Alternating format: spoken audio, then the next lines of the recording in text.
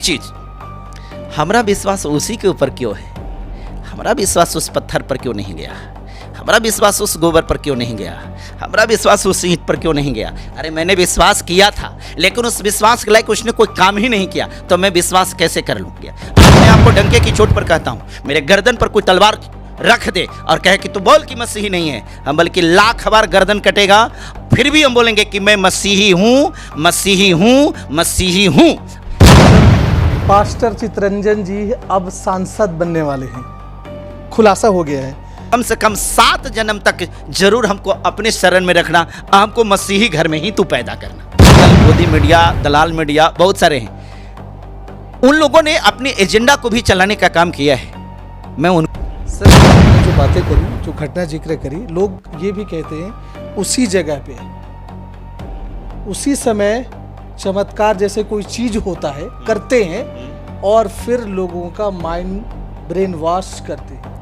Video के माध्यम से अरुण पन्नालाल जी अगर सुन रहे तो उनसे भी इस बात को विश्वास करते हैं, उनको भी आह्वान करना चाहते हैं कि आपने जो पॉलिटिकल पार्टी अगर बनाया है, इस बार मजबूती से लड़ना है। और इस बार आपके चैनल के माध्यम से कहते हैं, विधानसभा में हमारा 10 गो विधायक होना चाहिए, आए हो करके रहेगा। आप भी लड़ेंगे, विधायक बनेंगे कि लोकसभा सांसद सीधा बनेंगे? मुझे सुप्रीम कोर्ट तक जाकर के लड़ेंगे, और अगर सुप्रीम कोर्ट में भी जाने के बाद हमको लगेगा कि हमारे पास में यहाँ न्याय की गुंजाइश नहीं है, तो रिजर्वेशन के बारे में कहा इस बात में है कि आपको रिजर्वेशन का लाभ नहीं मिलेगा? क्या रिजर्वेशन हमको धार्मिक आधार पर मिला है? धार्मिक आधार पर तो रिजर्वेशन नहीं है। रिजर्वेशन जो है वो तो हमको जात के आधार पर है। आप हमको कमर में झाड़ू जात के आधार पर बांधते थे ना, गले में मटकी जात के आधार पर बांधते थे ना, आप हमारे बहनों से स्तन टैक्स जात के नाम पर लेते थे ना, तो जात के नाम पर आप हमारे साथ में शोषण जुल्म अत्याचार करते हैं, और जात के नाम पर जब हमारे आरक्षण मिल रहा है तो आप कह रहे हैं कि आप मसीही बन जाओगे तो ये नहीं मिलेगा। तो इसका आधार धर्म नहीं है, इसका आधार जाति है। उनका तर्क है तो आप धर्म बदल लिए तो जाति बदल लिए। ये बेवकूफ़ों को क्या बताएं, ऐसे ऐसे गधों को जिनको ये भी शर्म नहीं आती है, मसीही में कोई धर्म नहीं, कोई जाति नहीं होता है, इसमें कोई जाति ही नहीं है। तो जब जाति हमारी है ही नहीं, तो फिर इस पर कौन आधार से आप ये बात कहते हैं कि आपको आरक्षण नहीं मिलेगा? पास्टर सर एक ईमानदारी से बात पूछ रहा हूँ मैं, अभी मैंने भर पेट पूछ रहा हूँ और जवाब भी ऐसे दीजिए कि पेट भर जाए और सच बातें। लोगों का मानना है जो गरीब है, कमज़ोर है, अनपढ़ है, अशिक्षित है, उनको एन केन प्रकरण कहीं ना कहीं करके उसे बहला कर छल के जैसा भी कहें यहाँ पर उनको धर्मांतरण करते हैं। सच है क्या है ये?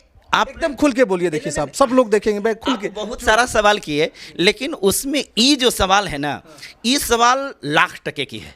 हम इस सवाल को दिल की गहराई से धन्यवाद करते हैं, स्वागत करते हैं, और आपका भी। ये ईमानदारी से अगर पूछा जाए तो ये क्या है, तो हम आपको एक बात बताते हैं। मैं पूरी तरह से पहले की अगर जीवन को बताएं तो हमारी उसी सांसारिकता में मैं अपने जीवन को गुजारा था। आज कोई व्यक्ति अगर इस प्रकार के आरोप लगाता है, इस आरोप के लिए मेरे पास में शब्द अगर लाए तो निराधार कहें तो मुझे लगता है कि शब्द में कुछ कमी रह रही है। अगर हम बोले कि बेबुनियाद है तो भी लगता है कि शब्द में कुछ न कुछ बेईमानी हो रही है। हम इस बात को इस रूप में कहेंगे कि जो कोई व्यक्ति इस प्रकार की बात कहता है कि लोगों को बहला करके, फुसला करके, लोभ दे करके, लालच दे करके धर्मांतरण कह रहा है, उस व्यक्ति के पास में माइंड नहीं है, उसके दिमाग में गोबर है और नहीं तो भूसा है। स्पष्ट बात है। दूसरी चीज़, हम इसका प्रमाण भी देंगे, हमारे पास में उसका प्रमाण है। सबसे पहले तो उसका प्रमाण मैं हूँ। मेरा प्रमाण ये है कि मैं किसी भी रिलीजन को, किसी भी गॉड को नहीं मानता था, कोई को नहीं मानता था। लेकिन जब हमारे परिवार में हमारी पत्नी के साथ जो हुआ, हम उसके वजह से सिर्फ एक बार वो चर्च में अपनी पत्नी की वजह से गया था। उस दिन उस चर्च में मैंने मिराकल देखा। मैं वो व्यक्ति जो सारे गॉड का, जितना भी किसी भी रिलीजन का गॉड है, उसको मैं बाइकआउट करता था। जब हम अपनी पत्नी को लेकर के गए, एक पास्टर ने, एक पादरी ने मेरे सिर पर जब हाथ रख करके प्रार्थना किया, मैं यूं रोने लगा। मुझे तो कोई मारा नहीं था। मैंने बाद में पूछा कि भाई मैं रो क्यों रहा हूँ? लोगों ने बताया कि तेरे ऊपर पवित्र आत्मा था। हमने बोला भूत आत्मा तो सुना है, शैतानी आत्मा तो सुना है, ये पवित्र आत्मा क्या होता है?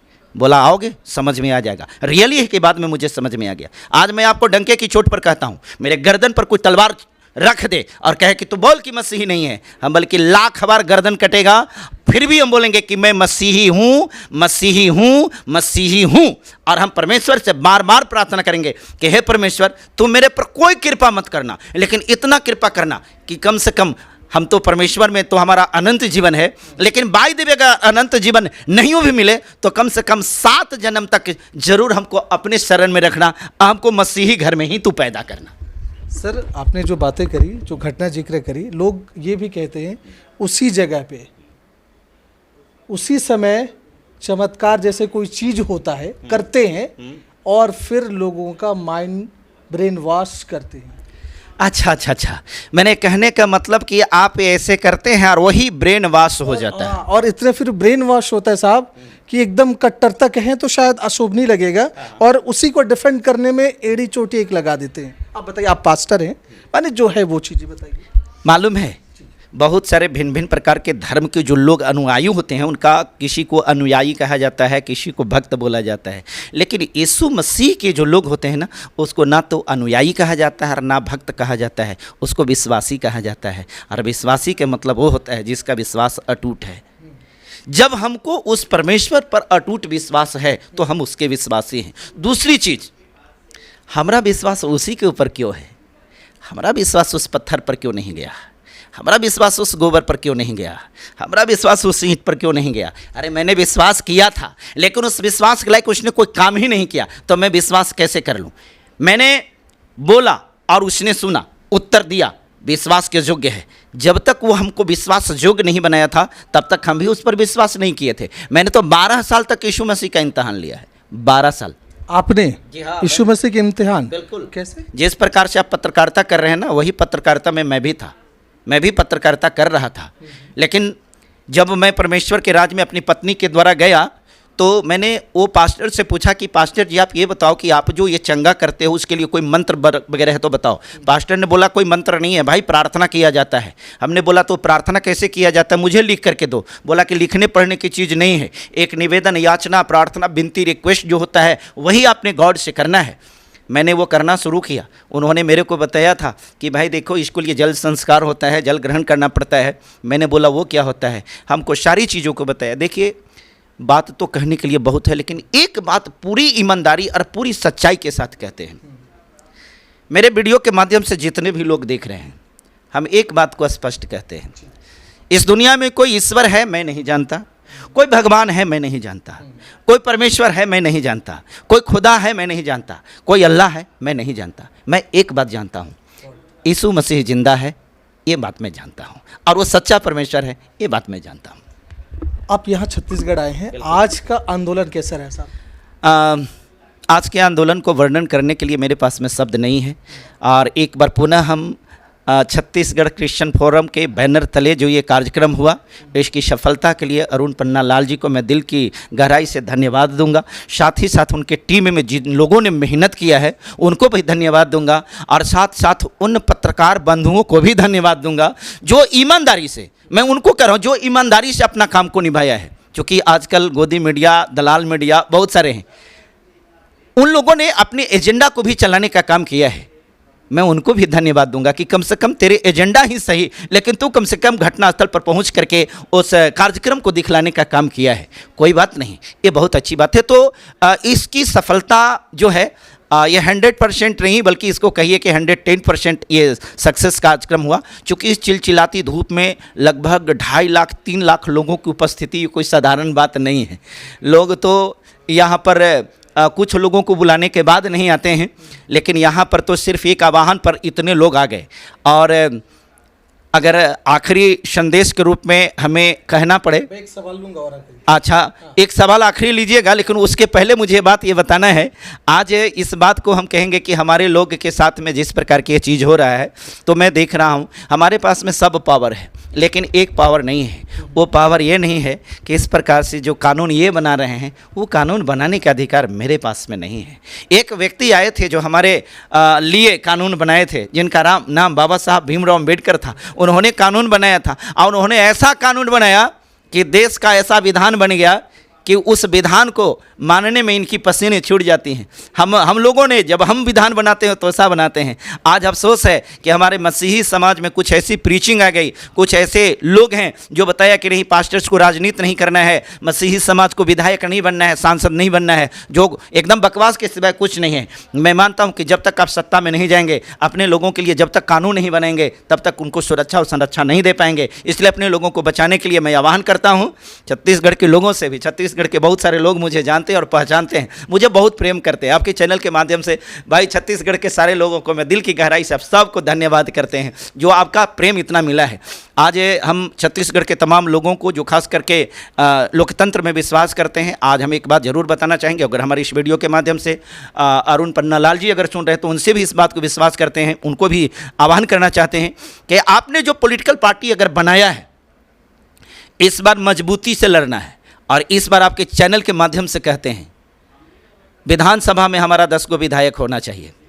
आए हो करके रहेगा, हम दावे के साथ कहते हैं कि हो करके रहेगा। वक्त पड़ेगा छत्तीसगढ़ में आकर के प्रचार करने के लिए, विधायक जिताने के लिए, तो मैं आऊँगा। और ये भी बात को दावे के साथ कहते हैं, जिसके पक्ष में मैं प्रचार करूँगा वहाँ जीत हमारी सुनिश्चित होगी, इसमें दो राय नहीं है। आप भी लड़ेंगे, विधायक बनेंगे कि लोकसभा सांसद सीधा बनेंगे? मुझे विधायक बनना पसंद नहीं है। मैं एक राज्य के लिए कानून नहीं बनाना चाहता, मैं देश के लिए कानून बनाना चाहता हूँ। ठीक है, ज़्यादा अच्छा रहेगा ना, सीधे जाके सब संसद में बैठे सब। बिल्कुल संसद में ही हम जाएंगे, बिल्कुल संसद भवन में ही जाएंगे। लेकिन एक चीज़ है, ये तय मैं नहीं कर सकता। मतलब इच्छा है कि नहीं लड़ने की? मेरी इच्छा से क्या होती है?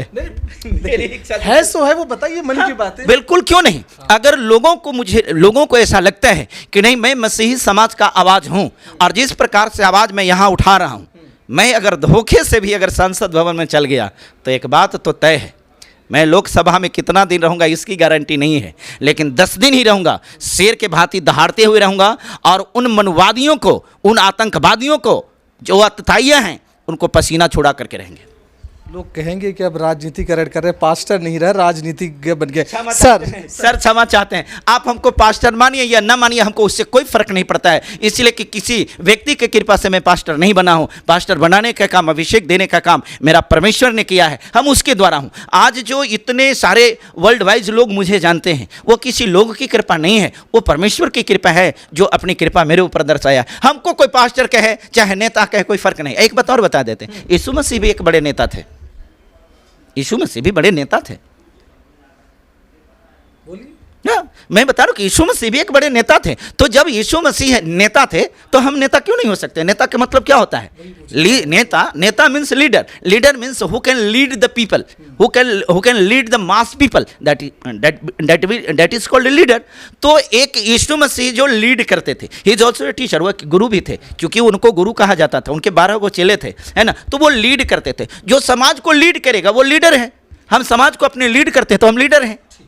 सर, अब एकदम आखिरी कंक्लूजन सवाल है जी। पास तो हो गया, गवर्नर साहब के पास गया है, साइन कर दिया, गजट में प्रकाशित नहीं हुआ है। अब इसे रोकेंगे कैसे? कोर्ट में क्या करेंगे? हमने सुना है कि शायद कोर्ट में भी पीआई जो भी है वो दायर कर दिए गए, कैसे रोकेंगे? देश संविधान से चलेगा। एक चीज़ को जान लीजिए, देश में कानून है, देश में ये गवर्नर को सिग्नेचर कर देने से सब कुछ नहीं हो जाता, इसमें भी बहुत सारी चीज़ें बाकी हैं। आप इस प्रकार के अगर चीज़ होगा तो कल के जाकर के ये लोग ये भी नियम बना देंगे कि भाई जो आदिवासी हैं उनके ज़मीन के बारे में आज तक जो नियम बना हुआ था कि उनकी ज़मीन कोई अगर खरीदेगा तो वो आदिवासी ही खरीदेगा, इस नियम को भी कल ये बदल करके कर देंगे कि नहीं, आदिवासी का ज़मीन कोई भी खरीदेगा। इस प्रकार से हमारे लोगों को गला काटने का ये काम करेंगे। इसलिए हम एक बात को तो स्पष्ट बता देते हैं, ये तो होगा नहीं और ये होने देंगे भी नहीं। सुप्रीम कोर्ट तक जो लड़ना लड़ेंगे, सुप्रीम कोर्ट तक जाकर के लड़ेंगे। अब अगर सुप्रीम कोर्ट में भी जाने के बाद हमको लगेगा कि हमारे पास में यहाँ न्याय की गुंजाइश नहीं है तो फिर हम कानून बनाने वाले बनेंगे ना। ये अधिकार तो अपना न छीनिएगा। फिर कानून बना करके आप जो कानून बनाए उस कानून को निरस्त करेंगे, फिर हमारा अपना कानून चलेगा। मतलब पास्टर चितरंजन जी अब सांसद बनने वाले हैं, खुलासा हो गया है।